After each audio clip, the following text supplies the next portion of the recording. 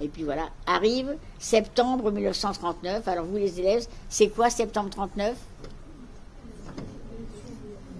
Ouais, la déclaration de la guerre. Eh bien vous savez que moins d'un an après, c'est-à-dire fin mai 1940, qu'est-ce qui se passe? Eh bien les troupes allemandes envahissent la France. Alors il y a à ce moment-là, dans tout le nord du pays, un immense exode. Les gens partent, ils fuient l'arrivée des Allemands, ils partent par n'importe quel moyen qu'ils trouvent, n'importe quel moyen de transport, comme ils peuvent. Et dans la capitale, c'est exactement pareil, c'est l'exode, tout le monde essaye de partir. Alors, bien des écoles ont été évacuées. Il se trouve que l'école que moi je fréquentais dans le 19e arrondissement n'a pas été évacuée, on ne sait pas pourquoi. Et j'ai à ce moment-là 10 ans et demi. Mon frère a 16 ans, moi j'ai 10 ans et demi. Alors mes parents pensent que pour moi la plus petite, il serait préférable de m'envoyer à la campagne, afin d'éviter les bombardements, afin que je ne connaisse pas de restrictions alimentaires, et par l'intermédiaire de ma tante qui a une amie dont la nièce vit dans les Deux-Sèvres, dans un tout petit village à 30 km de Niort, et qui veut bien me recevoir, il décide de me faire partir là-bas. Mais là, je voudrais vous faire remarquer que mes parents m'envoient me réfugier et non me cacher en tant qu'enfant juif. Vous avez tous probablement entendu parler des enfants cachés. Pourquoi, comme tous les autres enfants? Parce que lorsque les Allemands envahissent la France, on ignore totalement que ce qu'il se passe en Allemagne, sous Hitler, va se reproduire en France. Vous savez, à l'époque, il n'y a pas la télévision, mais sans la télévision, il y a la presse, il y a la radio. On sait très bien ce qu'il se passe en Allemagne, dans le régime hitlérien pour les Juifs. On sait qu'ils sont comment dirais-je, cherche le mot là, cherche le mot, enfin, bref, les Juifs sont persécutés et expulsés, mais une fois encore, on ne peut pas imaginer que ce qui se passe en Allemagne sous Hitler va se reproduire en France sous la République. Donc il n'y a pas de panique, mes parents m'envoient me réfugier comme tous les autres enfants, juifs et non juifs. Et justement, comme il n'y a aucune raison de se cacher, eh bien la personne qui me reçoit dans ce petit village, elle dit à ses voisins, bah tiens, j'attends une petite juive de Paris. Eh bien, vous savez, j'arrive dans ce petit village, je suis reçue à bras ouverts, chaleureusement. Je fais immédiatement partie du village, ils ne font aucune différence. Et vous savez que pendant tout le temps où je vais rester dans ce petit village, je n'aurai jamais la moindre réflexion sur mes origines. Tout de suite, je fais partie du village. Bon, bah, quant à moi, je m'habitue très très bien à la vie de la campagne. Très bien.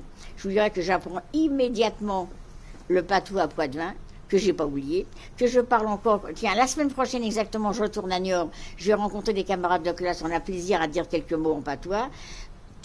Et alors, vous savez, dans ces petits villages qu'on nomme maintenant la France profonde, bah, on ne subit pas la pression de l'occupation comme dans les grandes villes, c'est tout à fait différent. D'abord, on ne voit pratiquement pas d'Allemands, il n'y a pas de défilé, on n'entend pas le bruit des bottes. La vie se passe là-bas assez paisiblement malgré la guerre. Alors je suis tout de suite en octobre scolarisée. À la fin de l'année, j'obtiens mon certificat d'études et puis je vous dis encore une fois, la vie se passe tranquillement. Et cette vie tranquille va se dérouler comme ça pendant 2 ans exactement. Et 2 ans plus tard, pendant le mois de juillet 1942, là je vais recevoir une lettre de mon père. Vous savez que le téléphone n'est pas vulgarisé comme maintenant, on s'écrit. Et dans sa lettre, mon père me dit que ma mère vient d'être arrêtée et déportée en Allemagne.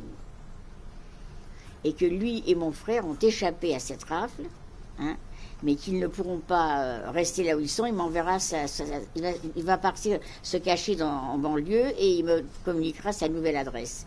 Alors, que s'est-il passé à ce moment-là? Eh bien, il s'est passé que ma mère a été arrêtée le 16 juillet 1942 lors de la grande rafle du 16 juillet qu'on a appelé la rafle du Veldiv. Alors c'était la toute première fois que l'on arrêtait des femmes et des enfants. L'année d'avant, en 1941, on commençait des rafles d'hommes. On a arrêté des hommes à la maison qu'on a envoyés dans le camp du Loiret, par exemple. Mais là, le 16 juillet, c'était la toute première fois que l'on arrêtait des femmes et des enfants. Eh bien, que s'est-il passé la veille du 16, le 15? Ont été consignés dans la préfecture de Paris un grand nombre de policiers. On leur a donné des listes. Et on leur a dit, demain matin, à la première heure, vous allez arrêter tous ceux qui sont sur la liste, les hommes, les femmes et les enfants aussi, sans distinction d'âge. Eh bien, sachez qu'il y a des policiers qui se sont échappés et qui sont allés prévenir des familles qu'ils connaissaient. Alors, combien l'ont fait, ça on ne pourra jamais le savoir, mais ce qui est important, c'est qu'il y en ait eu qui l'ont fait. Et c'est comme ça que du côté de la famille, qui deviendra par la suite la famille de mon mari, eux ont été prévenus par un inspecteur, le 15 au soir, qui leur a dit « Ne restez pas chez vous, prévenez le plus de gens que vous pouvez, demain matin on arrête tout le monde, même les femmes et les enfants aussi ». Alors, encore une fois, il n'y avait pas le téléphone, mais je dois vous dire que le bouche à oreille a très très bien fonctionné. Vous savez, c'était une nouvelle absolument énorme. Les gens ont été quand même assez prévenus. Et du côté de mes parents, ça s'est passé différemment. Eux ne connaissaient pas de policiers pour les prévenir, mais ils ont eu connaissance de ces bruits qui couraient. Eh bien, malheureusement, ma mère n'y a pas cru. Ma mère a dit à mon père à ce moment-là, qu'est-ce que c'est que cette histoire ? On va arrêter des femmes et des enfants, mais pourquoi faire ? Qu'est-ce qu'on va faire avec des femmes et des enfants ? Ma mère savait très bien que l'année d'avant, c'était pas passé inaperçu. Des hommes juifs avaient été arrêtés, envoyés dans des camps dans le Loiret, mais c'était tellement incroyable qu'on arrête des femmes et des enfants, elle n'y a pas cru. Mais par contre, elle a eu peur pour mon frère qui était déjà un grand jeune homme. Elle a obligé mon père et mon frère à aller se cacher chez les voisins et elle est restée à la maison. Et c'est comme ça que le matin du 16 juillet, elle a été arrêtée par la police française. Alors, quand moi je reçois cette nouvelle, je suis au courant de rien. Pour ne pas m'effrayer, mes parents, eux, ne m'ont jamais dit qu'on avait arrêté des hommes l'année d'avant. Ce qui fait que la première arrestation et déportation que j'apprends, c'est celle de ma mère. J'ai à ce moment-là 12 ans et demi. Vous pouvez imaginer du choc que je reçois. Vous savez, c'est carrément le ciel qui me tombe sur la tête. Alors, je vais guetter le facteur les jours suivants. Je ne vais recevoir aucune nouvelle de ma mère. Et après, maintenant, c'est un tournant. Pour moi, c'est vraiment un tournant. C'est plus la petite vie tranquille que je mène. Maintenant, c'est une autre vie pleine d'angoisse qui s'installe. Ma mère est arrêtée, elle est déportée, j'ai plus de nouvelles.